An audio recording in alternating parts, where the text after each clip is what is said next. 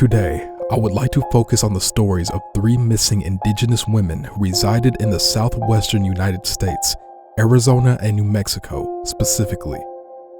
Above everything, their names should be known, so I will say them first and foremost. Christine Lester, Mary Margaret Begay, and Anthonette Cayedito.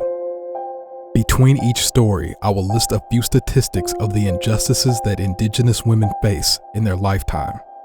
With that being said, here are their stories. Christine Lester. On May 5th, 1987, 24-year-old Christine Lester had just cashed her $300 work check and was eager to get some shopping in.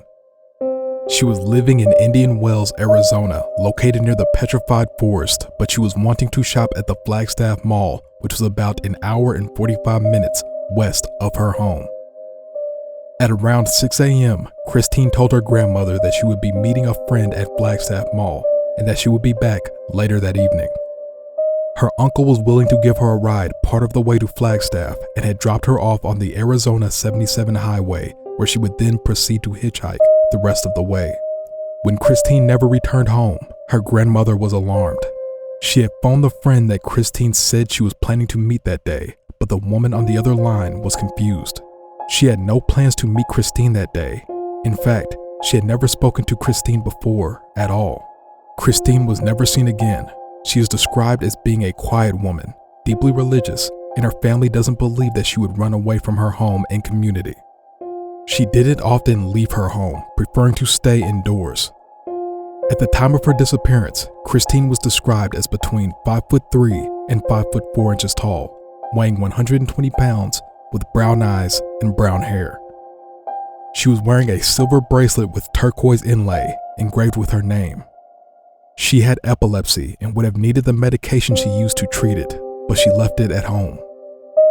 She was a member of the Navajo Nation, and she has been missing for 35 years. Statistics, Part 1. Indigenous women are murdered 10 times higher than all other ethnicities. Murder is the 3rd leading cause of death for Indigenous women.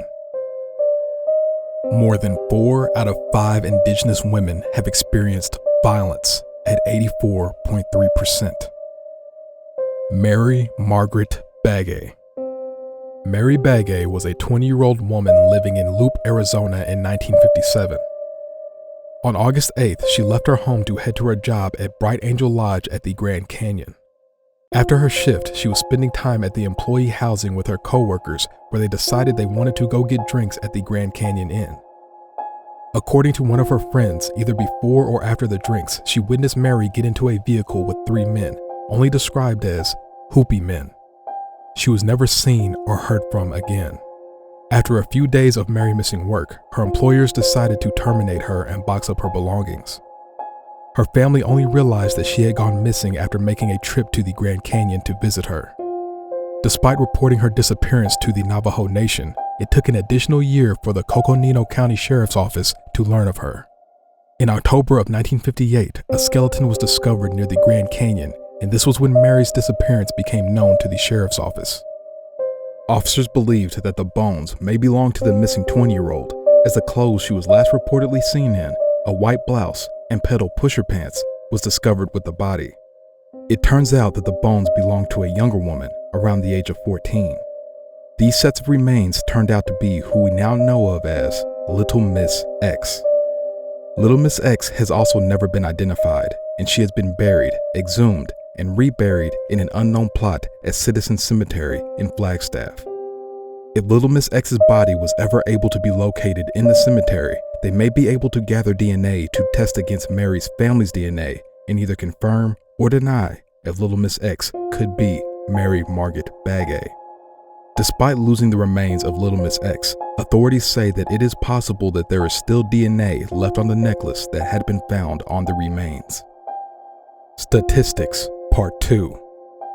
More than half of Indigenous women experience sexual violence at 56.1%. More than half of Indigenous women have been physically abused by their intimate partners at 55.5%. Almost half of Indigenous women have been stalked in their lifetimes at 48.8%. Anthonette Cayedito. Anthonette Cayedito was a smart, mature 9-year-old girl living with her mother, Penny, and her younger sisters. Anthonette was Navajo and was living in Gallup, New Mexico in April of 1986. She was known to dote on her younger siblings, making them meals and pitching in for their care and well-being. On the evening of April 6, Penny left the home to meet with her friends at the local bar, and she had left Anthonette and her younger sisters with the babysitter. Once Penny arrived back home at midnight, she sent the babysitter home and spent some time with her daughters. After this, Penny retired to bed. The next morning, she awoke and had prepared to get the girls ready for vacation Bible school when she noticed that Anthonette was not in her bedroom. Once she realized that Anthonette was not in the house at all, she ran to the neighbors to inquire with them. They all said that they had not seen the 9-year-old, and this was when Penny phoned the police to report her missing. 5 years passed, and Anthonette's sister, Wendy, who is now 10 years old at this point, shares some startling news. She claims that on the night of Anthonette's disappearance, around 3 a.m., there was a knock on the front door of the home. Both girls hadn't fallen asleep at this point, and Anthonette got off the couch to open the door. When she inquired who was behind the door, before opening it, the man on the other side said, "Uncle Joe." As soon as she opened the door, she was grabbed by 2 men as she was kicking and shouting, "Let me go, let me go." The 2 men loaded her into a brown van and left the area. Wendy said that she did not get a good enough look at these men's faces, and when asked why she did not come forward sooner, she claimed that she did not want to upset her mother and feared she would not be believed. A year after the disappearance, a call came into Gallup Police Department. On the other end of the phone was the voice of a young girl who stated that she was in fact Anthonette Cayedito, and she was being held in Albuquerque, New Mexico.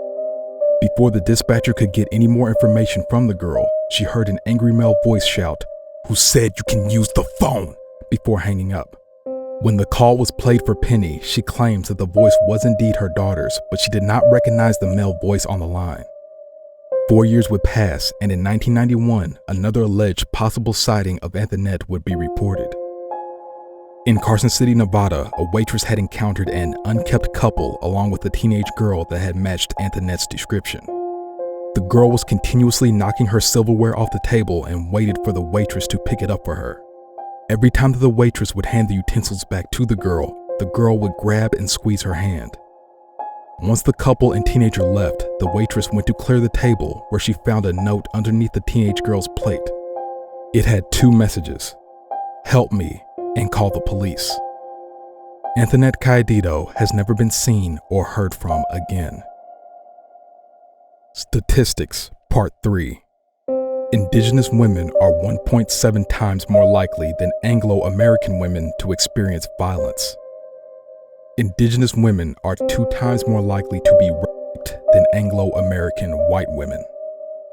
Murder rate of Indigenous women is 3 times higher than Anglo-American women.